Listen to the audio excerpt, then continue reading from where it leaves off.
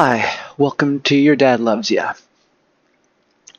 Today I want to talk about failure.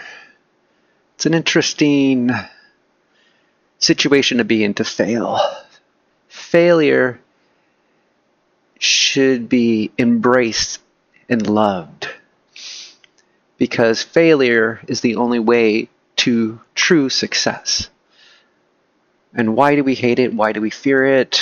Why do we break down because of it? It sucks. I still hate it. I don't want to fail. I want to hit a home run every time I swing the bat. It's the truth. I wish I could say that I've embraced failure. Failure doesn't bother me. I'm not concerned about it, but it does. I'm doing this whole YouTube channel, and I'm terrified about failing and looking like a fool while doing it.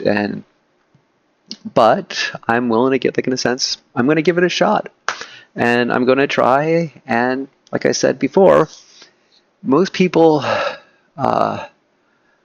don't fail; they quit before they even fail, in a sense. So I'm trying to see what happens. I'm re-recording these past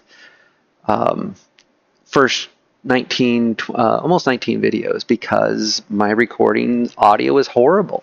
I was uncomfortable wanting to watch it and listen to it. I just wanted to kind of do it and just kind of send it out. And so it's made me kind of look at it, and I'm actually using AI to kind of break it down and see where I'm making good choices, bad choices, and then doing it again. So that failure and willing to learn from it is making these videos a lot stronger. Hopefully. I'm keeping them, but we'll see about if I ever release them to see how bad they were and how you all respond to them. We'll see about that. But I don't like failing. I want to succeed every time, but in order to really succeed, you have to fail to get there. One of a great analogy that I found listening to Bruce Simpson. He's kind of a fitness guy, but he's not a guru or anything like that. He's like 70 years old and he's jacked. And I'm like, I want to look like that.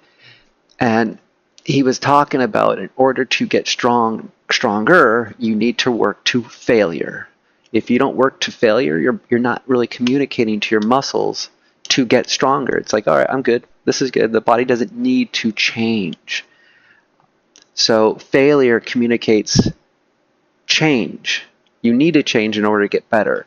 Well, you work out to failure, so your body understands that and it grows. But in order to learn, you need to do things and fail to learn from those mistakes. Because if you were, it will create new ideas, new opportunities. We learn more from our failures than from our successes. That's a huge thing that's constantly being said. And it's incredibly frustrating still. I get that. It's like, I was told to do it this way, I did it this way, and I screwed up. Well, you missed a step, and you missed a step, and you missed a step, or you just missed one step. And it made everything collapse. Well, now it's set a little bit better in your head, like, I'm not making that mistake again, because it screwed everything up. So it's reinforced that particular idea just that much better. You still may do it again, and that's okay. Mistakes will always happen. We're not perfect. There's another really good analogy for failure, for success, and I kind of talked about it previously. Michael Jordan, one of the greatest basketball players of all time, has failed the most, but has become the most successful. He has failed more times than you have even tried, or even probably failed like magnitudes more than you have even tried. And that should really create clarity of success. Success, true greatness, is on the backbone of failure. And once you accept that and understand that and embrace it, failing won't be viewed as being bad. It'll be viewed as a step, a learning opportunity. There's another one that I saw. It's like if you knew you only had to fail 100 times for success, every time you would fail, you would get happier and happier and happier and happier and happier, because you knew, no, 70 more fails is my success. So I'm going to keep doing it.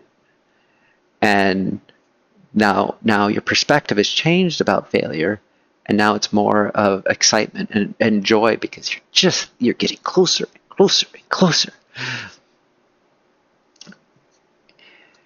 And it's really hard to do that because we are always trying our best not to fail. I think that is why we're trying not to fail and we fail.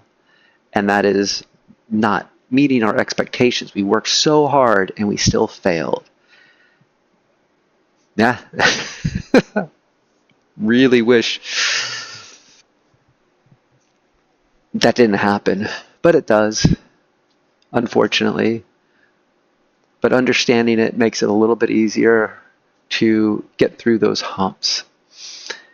Stephen King, an amazing horror writer, would have apparently had a train spike above his desk, and every rejection layer he would keep putting it there and putting it there and putting it there, and it would just be stacking up, and it was just confirming to him that he's trying, and he's going to pursue and punch through anyways. He doesn't care about failure. He'll keep it in front of him the entire time and persevere.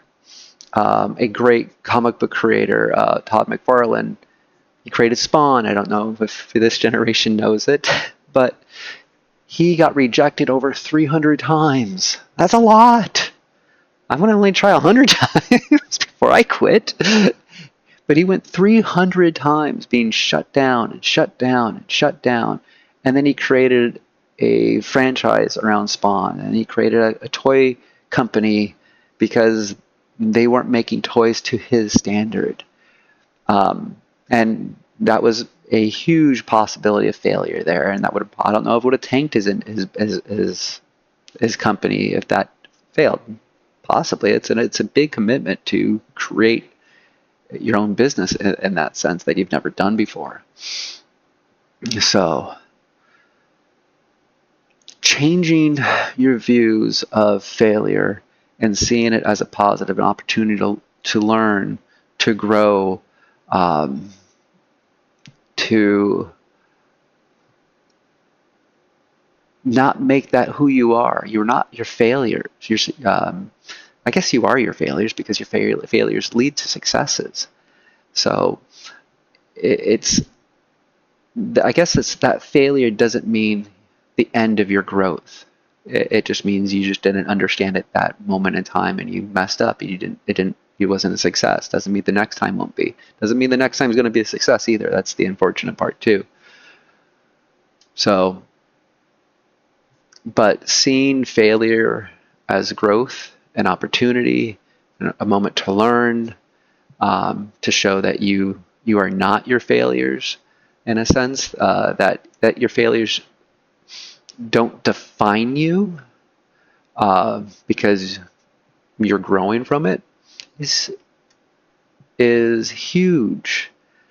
I love playing video games. Video games are all about failing, and getting better. And as long as I feel that I've learned something and I can push through, I enjoy playing games. I'm been told I'm a good game player.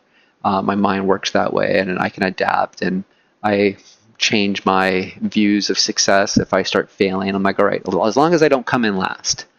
And then if I know I'm coming in last, I'm like, okay, well, how do I still make this fun and interesting, even though I totally lost the game? Like, let me see if I can take that person and pull them down a notch. And that's a success in a sense in this game of failure, of losing the game. So you can still have enjoyment even though when you know you're going to fail. And I hope I succeed with talking to everyone and inspiring everyone to possibly change their outlooks in life and live happier lives would be a great feeling for myself. But I know I at least tried and gave it a solid shot. So let's do the dad joke. Let's have a little fun with that. Why do bees have sticky hair? Because they use honeycombs. Dad joke. Complete dad joke. All right. Remember that your dad loves you, and failure is not the opposite of success. It's the path to it. I don't know if I came up with that, but when I ran my stuff through AI, they gave me the the tip on that. So I might not be that smart. But I thought it was an awesome one-liner. So if you want to keep hearing from this dad, and hit the likes, subscribe, comment. I'm always up for hearing ideas, other ideas to talk about, and your opinion and how this stuff is even changing you or making you feel. I'd love to know. All right. Have a great day. I don't know if I said it, but your dad loves you. Remember that.